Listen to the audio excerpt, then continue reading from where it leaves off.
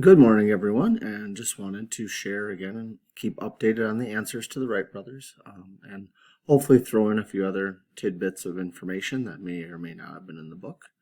In chapter 5, the brothers choose to go to start testing in a place called Kitty Hawk in North Carolina.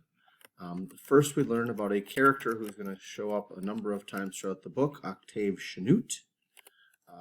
He is done a lot of research on flight, and he believes that human flight is possible. So someone that we are going to see quite a bit. Now, in this chapter also the brothers begin testing at a place called Kitty Hawk.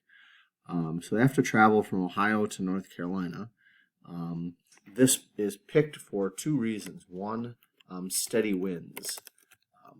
The brothers have found out that wind in your face actually helps provide lift. So winds are going to be helpful with the glider. But also it has soft sand beaches that go on for miles. And the Wright brothers were very concerned about safety. They've seen other people working on aviation. This is one when something goes wrong, people die. And so they decided that it was worth traveling to this location to have the extra safety, which is a softer landing when they would crash. So in 1900, the brothers first pilot a glider type aircraft. This is the first aircraft that the brothers actually are on. So the brothers can fly it as a kite like they had done previously, but they also can ride on it. They would lay between the wings. The first flight was by Wilbur, and he cut the flight short when he started to lose control, as he promised their dad he would be careful.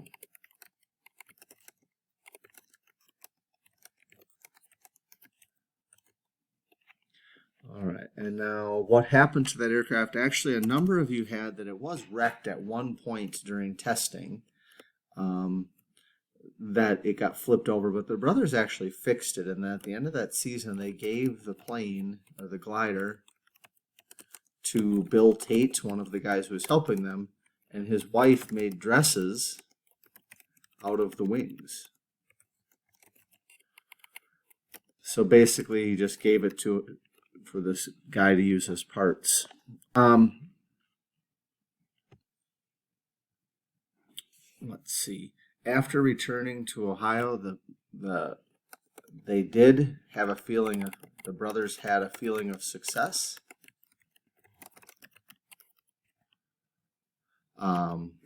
They had solved a few problems.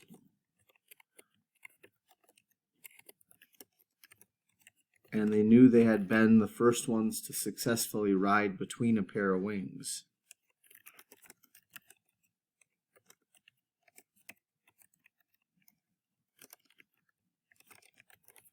All right. Okay. And then in chapter 7, so the next year, so they go back, they run their bicycle business, and then in the following year they return. They created a way to control the wings with their hips. So they made a frame that wrapped around their hips, and when they shifted their hips, that's how they could control the wings. Previously, it was done with pedals.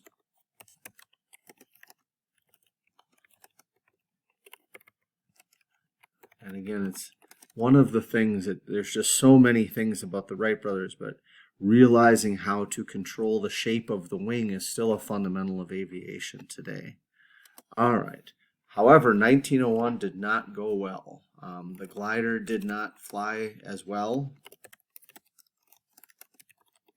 They had tons of rain, so they couldn't test. Mosquitoes.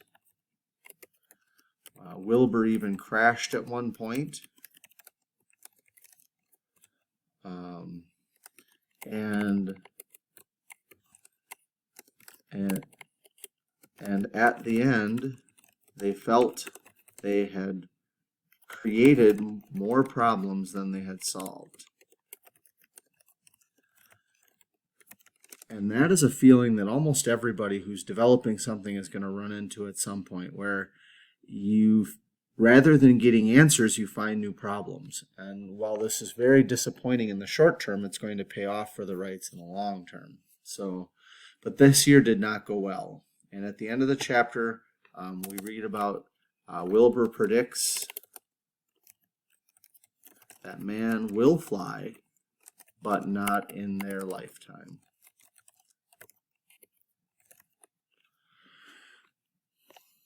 And then the last one was really a question for you to answer based on your own thoughts and opinions. Okay?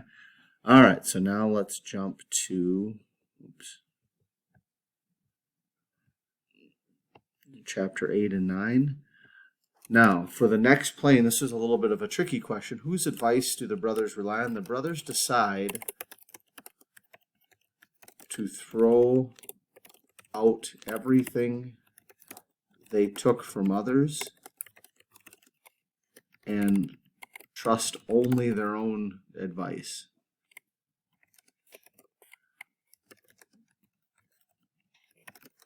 And the brothers then, so basically, and this isn't reflected in the question, but one of the biggest things the brothers did at this point, they created a wind tunnel, and it was a way to check the aerodynamics of different wing shapes, and they tested shape after shape after shape, trying to find the shape that provided the most lift.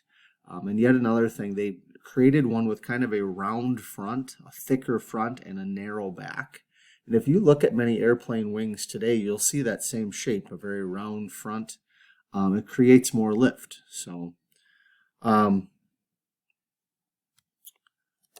see.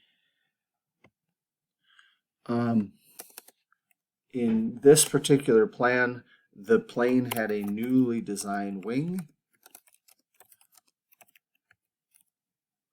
that they hoped would give them more lift. During testing at Kill Devil Hill, Orville crashed the glider.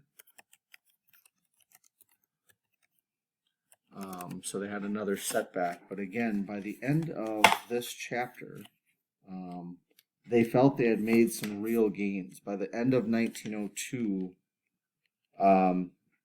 let's see, what does it say? They could control up and down movements, make smooth turns, and keep the aircraft balanced. So they had figured out how to control up and down movement, make smooth turns, and control the aircraft. Because again, their goal from all along was not just to get up in the air. They wanted to get up in the air and fly around. Chapter 9. Their new model is called the Flyer, and it's going to be fitted with an engine.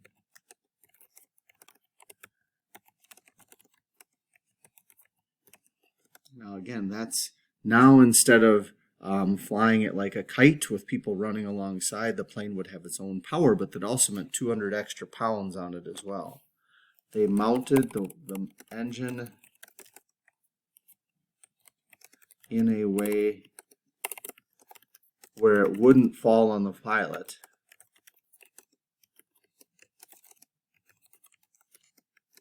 They were very, again, mindful of their safety, realizing that flying was something 200 pounds. If you crash and it lands on you, you're in trouble. Then at the end of this chapter, we hear about something called a patent. A patent is something the government grants